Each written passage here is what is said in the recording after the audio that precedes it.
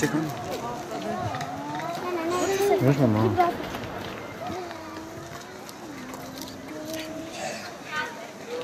Hoca geldi. Kalanların arkasında bulunan ağabeylerin, erkeklerin bulunduğu bölüme geçsin bir zahmet.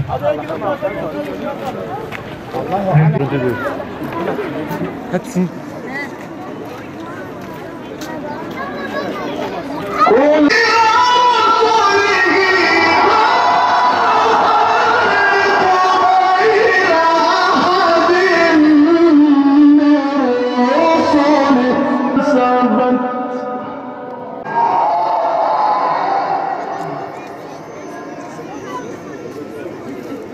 Tarafa geçelim.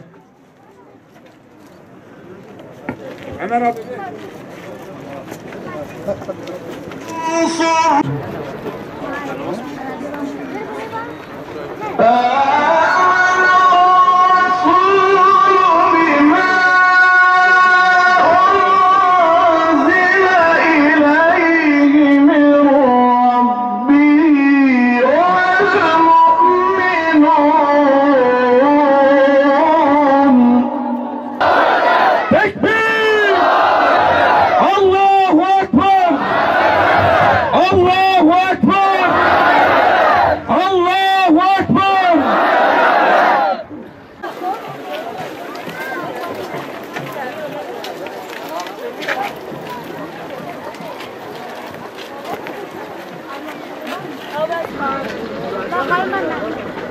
Seni çekeceğim, tamam mı?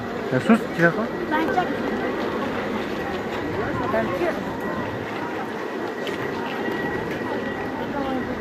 İzzetli, şerefli evlatları, ne yakışmış da şehadet elbisesi, kaybetmedik bizler, kazandık sizi. Karşısında dikildiniz zalimlerin, haddi aşan kafir ve hainlerin. فعززنا بثالث فقالوا إنا إليكم مرسلون قالوا ما أنتم إلا بشر مثلنا وما أنزل الرحمن من شيء إن أنتم إلا تكذبون. Gençlerin ifsat edilme çabalarına karşı da neslimizin ilim, ahlak ve edeple ihya edilmesi amacıyla Şehitlik ilçemizde kuruldu.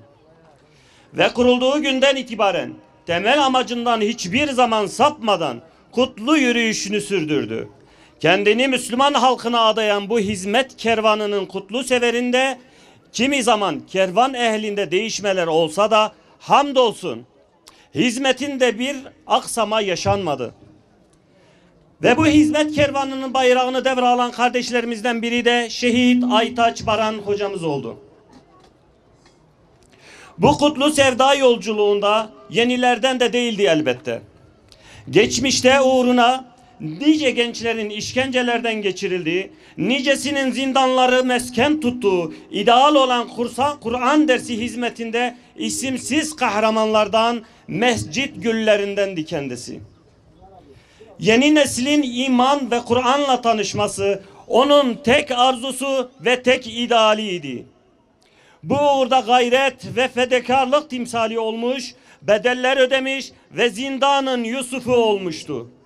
Sonrasında da Davudi sesliyle gençlerin yüreklerini okşamış ve farklı İslami sivil toplum kuruluşlarında hizmet ve gayretlerini sürdürmüştü. Sevdasına ve aşkına kavuşma yolunda dahil olduğu son hizmet halkası oldu. Her zaman ve her yerde olduğu gibi burada da o güzel ahlakı ve tebessümle nişanlı siması gençlerin biricik hocası kıldı onu. Batıl ve gayri İslami zihniyetlerce yem yapılan ve hain emellere alet edilen gençleri hakka ulaştırmak tek sevdası oldu. Kendi hayatından, aile ve çocuklarından feragat etti. Onu da o gençlere kalkan olma amacıyla sürdürdüğü hizmet ve tehditlere karşı gösterdiği cesaret onu da gençlerin sevdası kıldı. Bu karşılıklı sevda birlikte bir iman halkasına, bir hizmet kervanına ve de zalim ve zorbalara karşı çelikten bir yürek kalkanına dönüştü. Kendi hain emellerine alet etmek istedikleri yavrularımızı ve gençlerimizi iman ve İslam halkasında görmek onları çileden çıkarıyordu. Aslında bu garip değildi. Zira tarih boyunca batıl zihniyetler İslam davasını insanlığa ulaştırmayı hedefleyen hak ehline hep düşman olmuş, onları katletmişlerdi. Hak ehlinin ahlakı, dürüstlüğü, yardımseverliği ve halkı için fedakarlığı onların umurunda değildi. Onların tek bir hedefi vardı.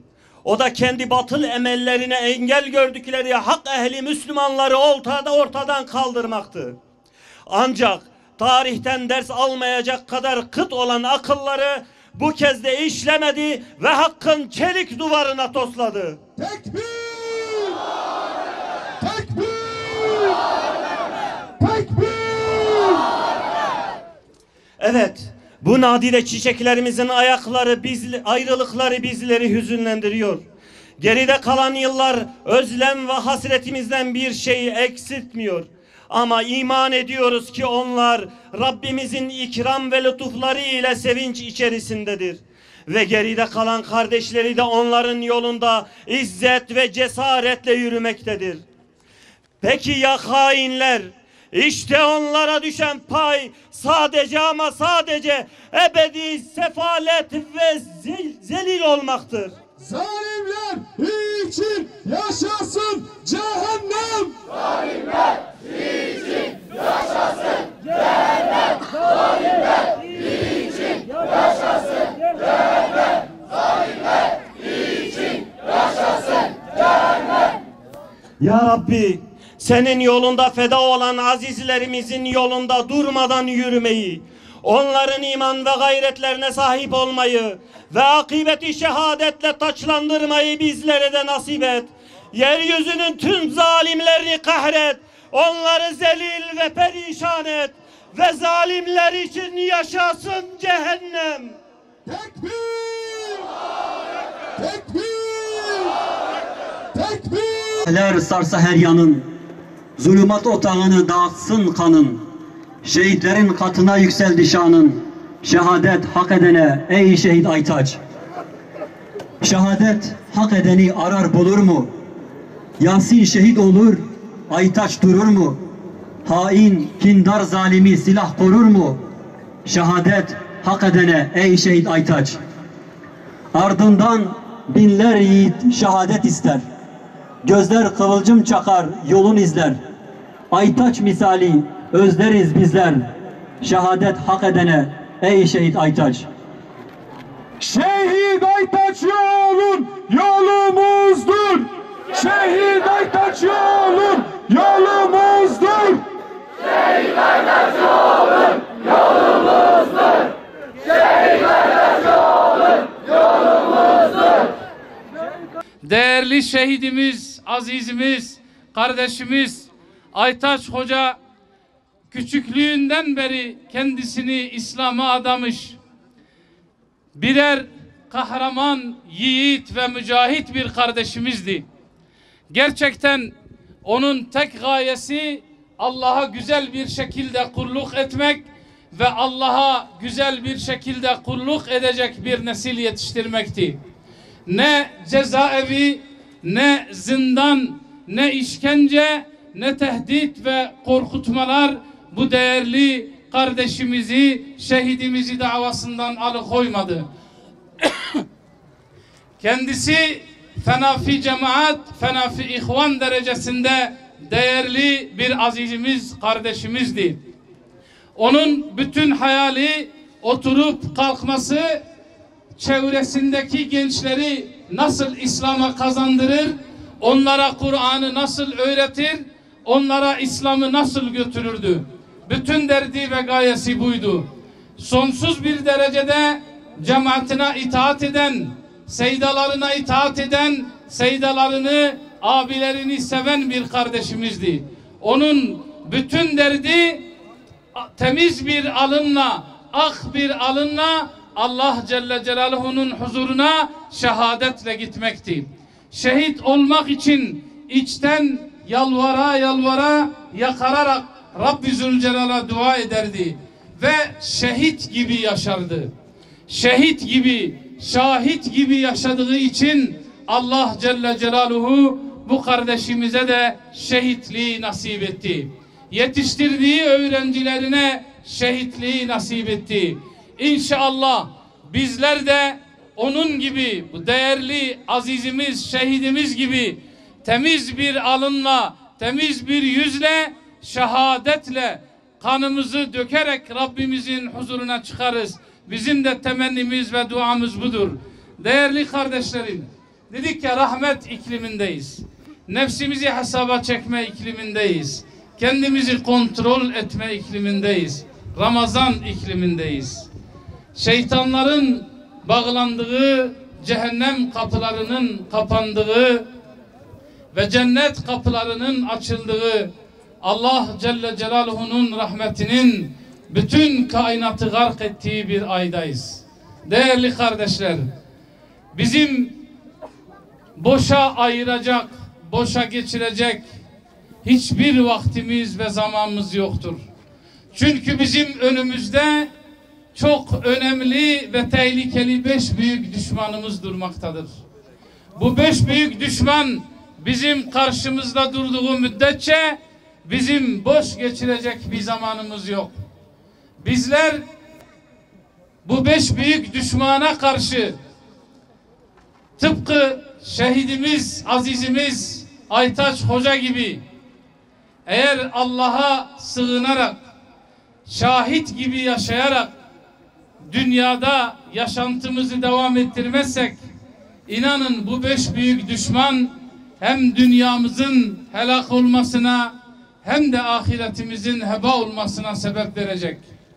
Bu 5 büyük düşmandan birincisi, Efendimiz Aleyhisselatü Vesselam'ın hadis-i şerifinde belirttiği, diyor, müminin 5 büyük düşmanı vardır. Birincisi onunla savaşan kafir. Bizler Hazreti Adem'den ta bugüne kadar ve bugünden kıyamet gününe kadar Allah Celle Celaluhu'na kulluk ettiğimiz müddetçe, ondan başka ilahları kabul etmediğimiz müddetçe, ibadet edilmeye layık yegane ma'budu bil hak Allah Celle Celaluhu'nu kabul ettiğimiz müddetçe, yeryüzünde ilahlık taslayanlar, istikbar edenler, Allah'a küfredenler, Allah'ı inkar edenler, onlara inanmadığımız için, onlara kulluk etmediğimiz için bizimle sürekli savaşacak, bizi kendisine kulluk yapmaya zorlayacaklardır. Bizler kıyamet gününe kadar küfürle olan mücadelemiz, küfürle olan savaşımız devam edecektir. Fakat küfürle olan savaşta eğer zühd elbisesine bürünmezsek, takva elbisesine bürünmezsek, şehadet aşkı ve arzusu elbisesine bürünmezsek, dünya sevgisini kalbimizden çıkarmazsak, bu kuvvetli düşmana karşı kesinlikle galip olma şansımız yoktur.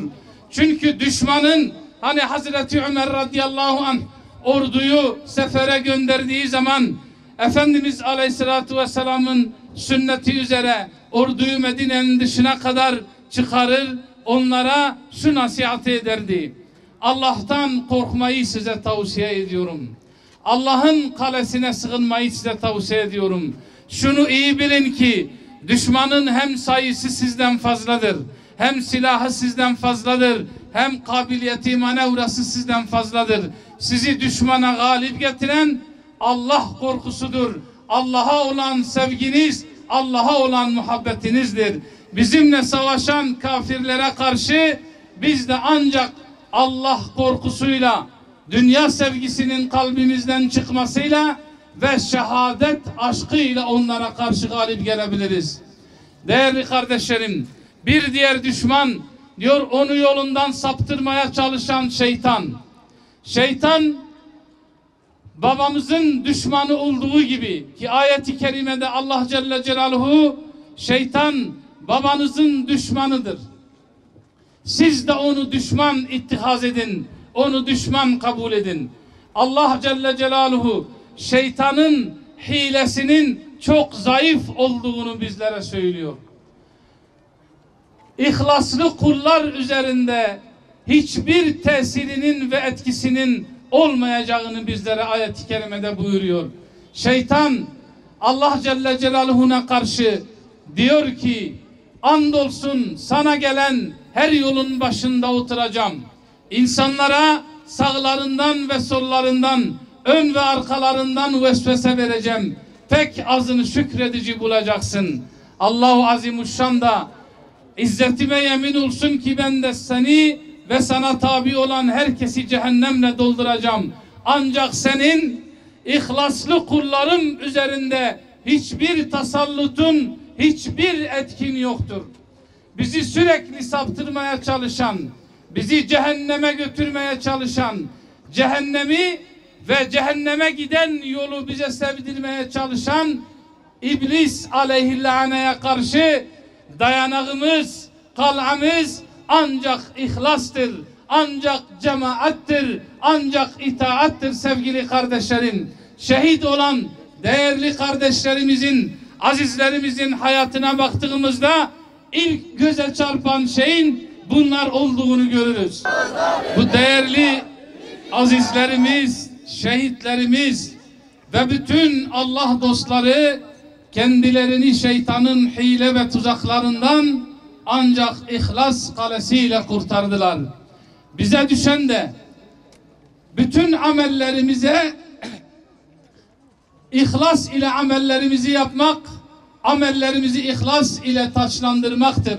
Eğer bir amelde ihlas yoksa, bir amelde samimiyet yoksa, o amelin Allah katında zerre kadar değeri yoktur.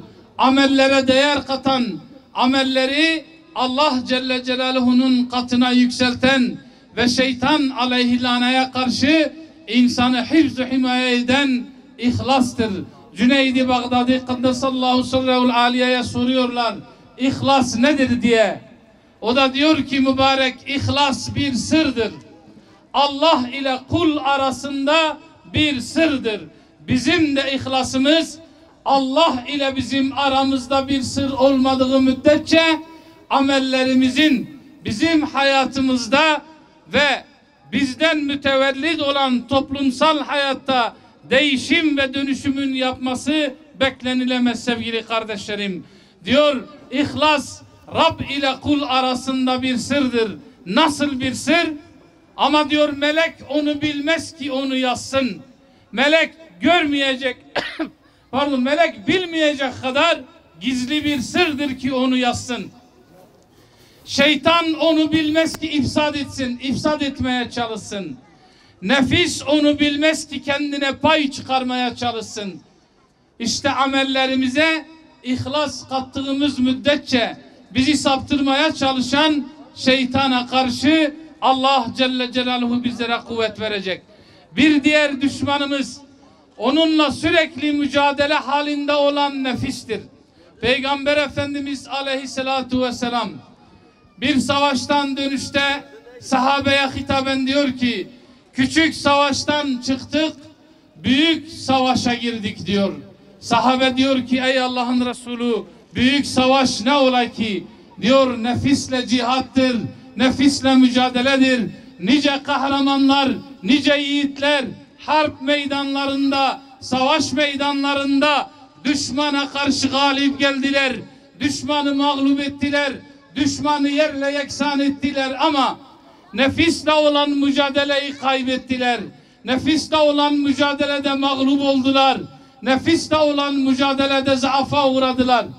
Değerli kardeşlerim, Allah Celle Celaluhu buyuruyor, İnnen nefse le emmâretun bissu illa ma rahime rabbi inne rabbi gafurur rahim. Diyor, muhakkak ki nefis her zaman kötülüğü emreder.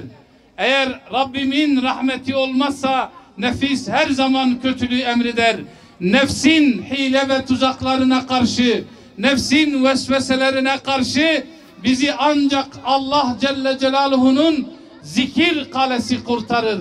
Biz Allah Celle Celaluhu'nu zikrettiğimiz müddetçe, Allah'ı andığımız müddetçe, amellerimize ihlas kattığımız müddetçe nefsin her türlü hilesinden, tuzağından, vesvesesinden emin oluruz. Nefsi hastalıkları iyi tanımamız lazım sevgili kardeşlerim. Nefsi hastalıkları iyi bilmemiz lazım. Kibri iyi tanımamız lazım. Nifakı iyi bilmemiz lazım. Ucubu iyi bilmemiz lazım. Dünya sevgisini ve muhabbetini iyi bilmemiz lazım. Bunlar hepsi nefsi hastalıklardır ve kendini Allah'a adamış yiğidi içten içe yıkan nefsi hastalıklardır. Şehadeti arzulayıp ve şehit olan, mübarek kanını döken kardeşlerimizin, azizlerimizin hayatına baktığımızda onların nefsini nasıl gem altına aldığını, kibirden, riyadan, ucuptan, gururdan, kendini beğenmişlikten, kardeşini hor görmekten kendini nasıl kurtardıklarını, alçak gönüllü olduklarını bil müşahede hepsinin hayatında görüyoruz ki aziz şehidimiz Aytaç Baran kardeşimiz de öyleydi. Çocuk ile çocuk olurdu. Bir kendisinden yaşça küçük olanlara dahi abi diye hitap ederek nefsini ayaklar altına almıştı. Andolsun nefsini tezkiye eden, nefsinin heva ve hevesinden arındıran kurtuluşa ermiştir. Allah Celle Celaluhu buyuruyor. Diğer azırlı düşmanlarımızdan dördüncüsü ona buğz eden münafık diyor Peygamber Efendimiz Aleyhisselatü Vesselam. Değerli kardeşlerim, Medine'de münafıkların Peygamber Efendimiz Aleyhisselatü Vesselam ve sahabeleri nasıl incittiğini hepiniz siyer kitaplarında okumuşsunuz. Münafıkların hilesi, tuzağı, fenni çok kuvvetlidir. Çünkü sözlerine güven olmaz, ikiyüzlüdürler. Münafıkların şerrinden emin olmanın yegane yolu Allah'a dayanıp tevekkül etmek, Allah'a dayanıp tevekkül etmek ve cemaat etrafında bir araya gelmektir. Seydalarımızın, büyüklerimizin sözlerini dinleyip onlara itaat etmek, onların verdiği direktiflerde, onların bize gösterdiği doğrultuda hareket etmektir. Bugün hem şeytanın hile ve tuzağından hem de münafıkların hile ve tuzağından kurtulmanın yolu Efendimiz Aleyhisselatü Vesselam'ın belirttiği gibi mescitlere sığınmak, camilere sığınmak, mescit gülü olmak, mescitlerde İslami çalışmalar yapmak, Kur'an dersi vermek, çocukları orada Allah'a kul olacak bir şekilde yetiştirmektir. Eğer bugün bizler seydalarımızın direktifleri doğrultusunda, camiamızın direktifleri doğrultusunda herkes kendi bulunduğu camiye giderse, cami çalışmalarına devam ederse, camide gençlere Kur'an dersi verirse, siyer dersi verirse, güzel ahlakıyla camideki insanları etkilerse hem şeytanın hile ve tuzaklarından hem de münafıkların hile ve tuzaklarından emin oluruz. Yine şehit olan azizlerimizin hayatına baktığımızda onlar için camide bulunmak, camide ders vermek ya da camide ders almak, güzel ahlakıyla camiye gelen insanları etkilemek, onların hayatında kemal seviyeye ulaşmış, zirve yapmıştı adeta. Yine 5. büyük düşmanımız Efendimiz Aleyhisselatü Vesselam'ın bizlere işaret ettiği gibi diyor, onu haset eden mümin de onun düşmanıdır. Onu haset eden mümine karşı, Müslüman kardeşlerimize karşı merhametle, şefkatle, hikmetle, mev'izeyle ve onlara kanatlarımızı açarak mücadele ederek hem onları o hastalıktan, haset hastalıklarından kurtaracağız hem de onların hasedinden emin olacağız. Değerli kardeşlerim, bu 5 büyük düşmana karşı eğer kendimizi Allah'ın kalesine atmazsak, şehit gibi, şahit gibi yaşamazsak, inanın hem dünyada hem de ahirette Allah muhafaza husrana uğrayanlardan olacağız. Ramazan rahmet iklimidir. Bu bizim için yeni bir sayfadır ki Allah Celle Celaluhu bu ayda hiç olmadığı kadar kullarına merhamet eder. Kullarını affeder. Biz de bu ayda gelin hep beraber oruçlu ağızla Rabbimize Celle Celaluhu'na yalvaralım, yakaralım, ondan af ve mağfiret dileyelim. Kendimize yeni bir sayfa açalım. Sen bu fitne ateşini söndür ya Rabbi. Sen bu fitne ateşini söndür ya Rabbi. İlahi ya Rabbi. Şehitlerimize merhamet eyle. Onların makamını âli ve yüce eyle. La ilahe illallah. La ilahe illallah. Muhammed Habibullah. Muhammed Habibullah. La ilahe illallah. La ilahe illallah. Muhammed Nebiyullah. Muhammed Nebiyullah. Khuda khuda ey khuda. Khuda khuda ey khuda. Ercanci bu itafada. Ercanci bu itafada. Khuda khuda ey khuda.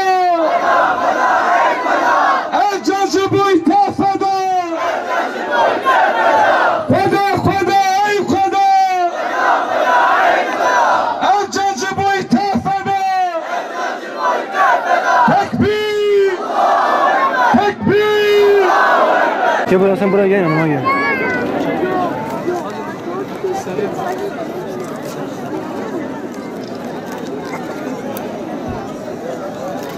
Babası yok, babası. Çocuklar kız.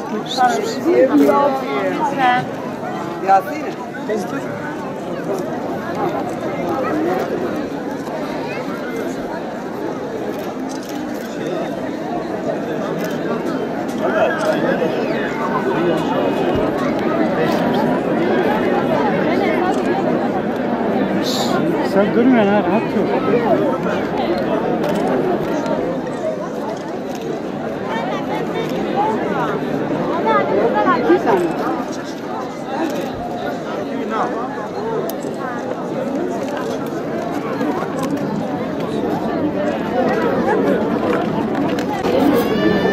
Abi tamam.